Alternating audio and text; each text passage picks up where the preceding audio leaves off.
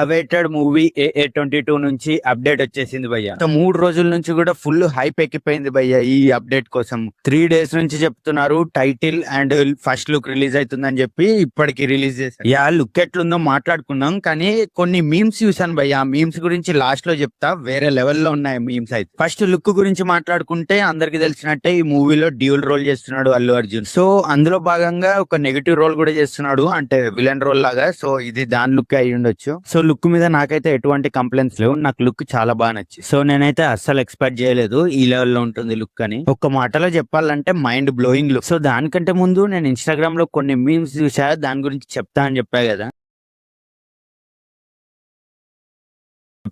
So ఇందులో ఇదే భయ్య ఫస్ట్ మేము ఒకసారి చూడండి మేమేందో. సో ఐ మూవీలో విక్రమ్ ఒక గెటప్ వేస్తాడు కదా ఒక సాంగ్ లో, ఒక యానిమల్ గెటప్ లాగా. సో ఆ గెటప్ కి ఫేస్ మాఫింగ్ చేసేసి మన అల్లు అర్జున్ ఫేస్ ని పెట్టేశారు భయ్య. ఫుల్ కామెడీ అనిపించింది నాకైతే.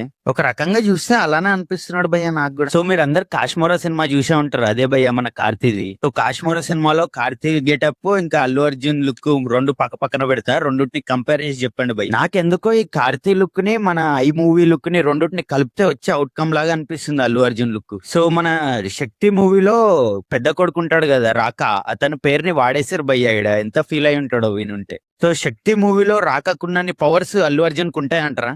అంటే అలాంటి థాట్స్ ఓన్లీ మెహర్ రమేష్ అంతమంటారా? ఇంకెవ్వరికి రావు అలాంటి థాట్స్. సో ఈ మీమ్స్ మీద, ఈ ఫస్ట్ లుక్ మీద మీ అభిప్రాయం ఏంటిదో కామెంట్ చేసేయండి. అలాగే ఇలాంటి మరిన్ని ఇంట్రెస్టింగ్ మూవీ ముచ్చట్ల కోసం మన ఛానల్ ని సబ్స్క్రైబ్ చేసుకోండి. అలాగే రెడీగా ఉండండి నెక్స్ట్ వీడియో కోసం.